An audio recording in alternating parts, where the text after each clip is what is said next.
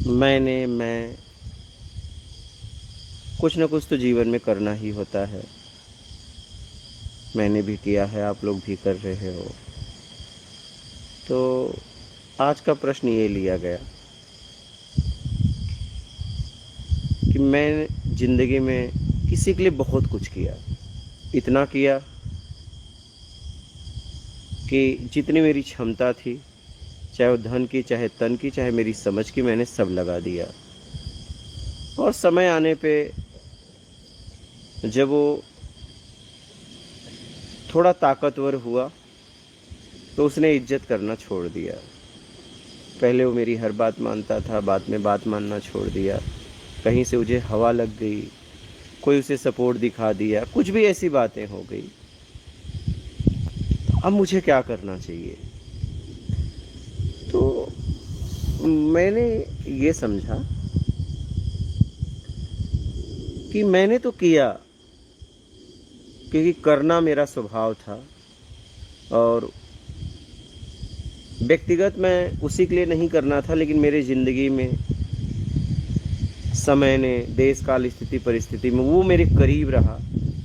तो मेरा तो स्वभाव था, अगर कोई भी व्यक्ति मेरे करीब रहे, कोई भी व्यक्ति हो, उसके लिए मुझे करना है, जिससे उसके जीवन में विकास हो, उस उन्नति हो, उसकी समझ विकसित हो, वो आगे बढ़े, सामर्थ्यवान बने, कोई भी व्यक्ति हो। तो मेरी ज़िंदगी में वो रहा और मैंने किया। लेकिन समय आने पे कुछ ऐसा लगा कि नहीं, वो मेरे विरोध में गया। पहले वो हर बात को सुनता था, अब नहीं सुनने लगा, अनदेखा करने लगा। तो फिर मुझे क्या करना चाहिए? तो मुझे इस हालात में उसे छोड़ देना चाहिए। मुझे इस हालात में, क्योंकि बात अब मेरी आ गई। बात अगर वस्तुओं की होती तो हम उसे ला के देते, बात अगर ज़रूरत की होती तो ला के देते, लेकिन बात अब मेरी आ गई। बात अब ज़रूरत की भी नहीं रही, बात अब मेरी आ गई कि अब मेरी इज्जत नहीं कर रहा है। ठीक है, और मैंने ऐसा कोई उसके साथ व्यवहार भी नहीं किया, उसे कोई अपमानित भी नहीं किया, उसे कोई जलील भी नहीं किया। तो मुझे उसका त्याग कर देना चाहिए।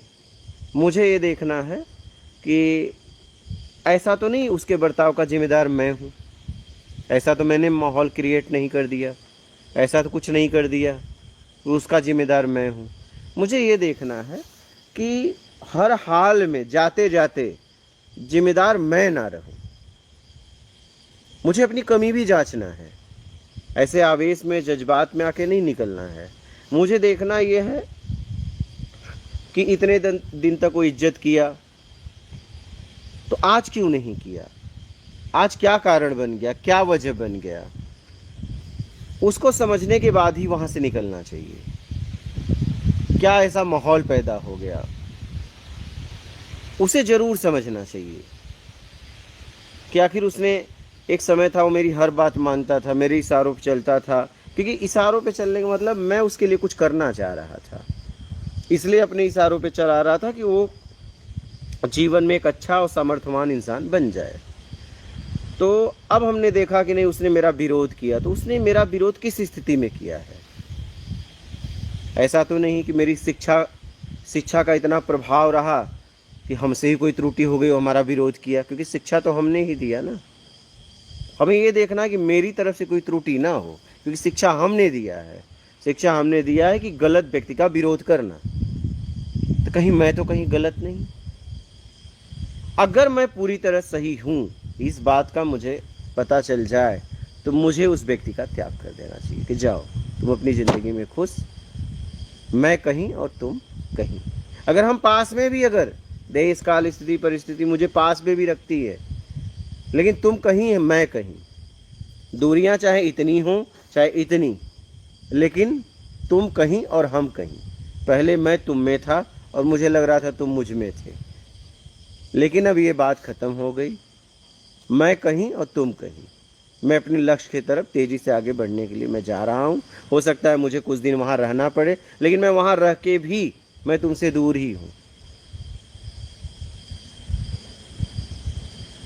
शरीर चाहे तुम्हारे इतना पास रहे, चाहे बहुत दूर, लेकिन मैं अब दूर हो ही गया। मानसिक मैं तुमसे दूर हो गया। अब तुम्हारा मेरा कोई लेना देना नहीं, जैसे तुम्हें अच्छा लगे तुम जी लो। तुम्हें अगर मेरा अनुशासन तुम्हें गुलामी लग रही थी तो आज मैं तुम्हें उस गुलामी से मुक्त करता हूँ। ये तो मुझे मालूम है कि मैंने तुम्हारे लिए क्या किया, इसका साक्षी मैं हूँ और मुझे उसका परिणाम मिलेगा कि मैं तो तुम्हें गुलामी से मुक्त कराना चाह रहा था, लेकिन अगर तुम्हें मेरा अनुशासन गुलामी लगी तो कोई बात नहीं, मैं जा रहा हूँ। क्योंकि एक ईमानदार व्यक्ति और एक बुद्धिमान व्यक्ति हमेशा अनुशासन में जीता है, और अनुशासन में कोई भी उसके पास रहे वो अनुशासन में खुद रहता है, अनुशासन में लोगों को रखना पसंद करता है। ये ईमानदार व्यक्ति के लक्षण है। और बेईमान व्यक्ति, उसका कोई अनुशासन नहीं है, उसका बस इतना है किसमें क्या मिल जाए फायदा, क्या तुम चाहे गिरो चाहे उठो उससे कोई मतलब नहीं। एक ईमानदार व्यक्ति, एक सत्कर्मी व्यक्ति हमेशा देखता है कि तुम बाहर से तो उठने के लिए वो तुम्हें उठाने के लिए प्रयास कर रहा है, लेकिन आत्मिक भी तुम उठो। अगर ऐसी बात होगी, एक ईमानदार व्यक्ति के साथ तुम हो, सत्कर्मी व्यक्ति के पास तुम हो, और उसे लगेगा कि नहीं बाहर से तुम उठ रहे हो लेकिन अंदर से बहुत गिर जाओगे, वो तुरंत रोक देगा नहीं। क्योंकि ईमानदार व्यक्ति कर्म के सिद्धांत को समझाते हुए संस्कार देता है कि कैसे करना है। काम तो हर व्यक्ति यहाँ कर रहा है, ऐसा कोई है कर्म नहीं कर रहा है, लेकिन कर्म को किस तरीके से करना है, किस संस्कार से करना है कि तुम्हारा आत्मिक भी स्तर उठे। जितना तुम बाहर उठ रहे हो उतना अंदर भी उठो। एक ईमानदार व्यक्ति वो जहाँ भी रहता है खुद उसमें जीता है और लोगों को भी सिखाता है। तो मुझे ऐसे व्यक्ति का त्याग कर देना चाहिए। हमें उससे इज्जत की इच्छा नहीं थी, लेकिन ऐसा मैंने काम भी नहीं किया कि वो बेइज्जत करे। अगर वो मेरे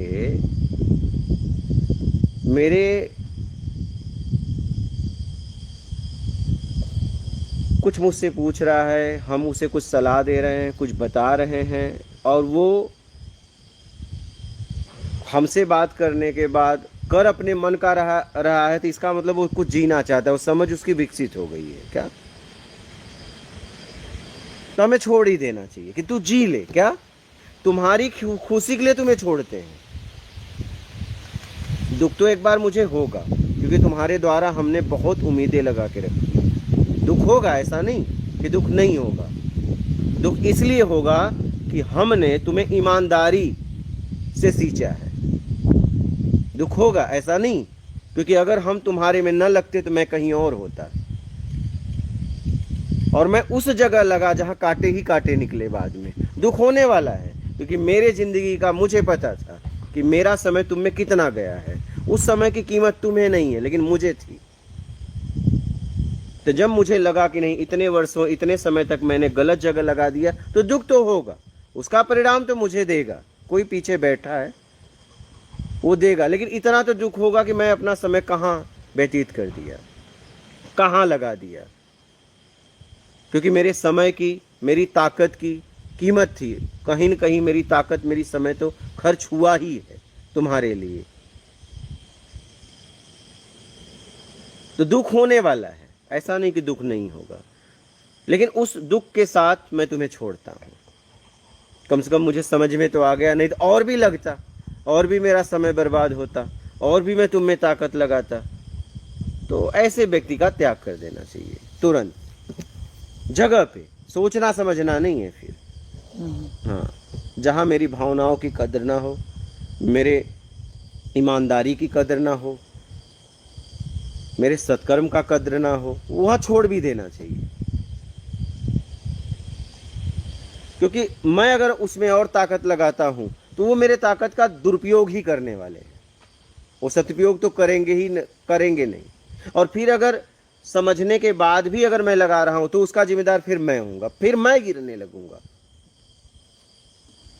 अगर मैं देख लिया कि नहीं, ये व्यक्ति गलत ही जाने वाला है, मैं सही लेके आना चाहा, लेकिन जब वो ताकतवर बन गया उसके बाद भी वो गलत ही जा रहा था, ऐसे व्यक्ति को छोड़ दो। क्योंकि अगर उसके बाद भी उसे अपनी ताकत दोगे तो वो गलत जगह लगाएगा, उसके जिम्मेदार तुम भी होगे और तुम्हें भी उसके कर्मों का परिणाम फिर मिलेगा। जब तक वो ना समझ था तब तक बात अलग थी, जब तक आपको उम्मीद थी ये सुधर जाएगा तब तक बात अलग थी। और जितना आपने बल लगाया है, ताकत लगाया है, उसका कई गुना आपको मिलेगा, ऐसा नहीं। क्योंकि इसलिए कि आपने एक जरूरतमंद के लिए समय दिया है, आपने उसे जरूरतमंद समझा, कहीं न कहीं वो सत्कर्म ही है।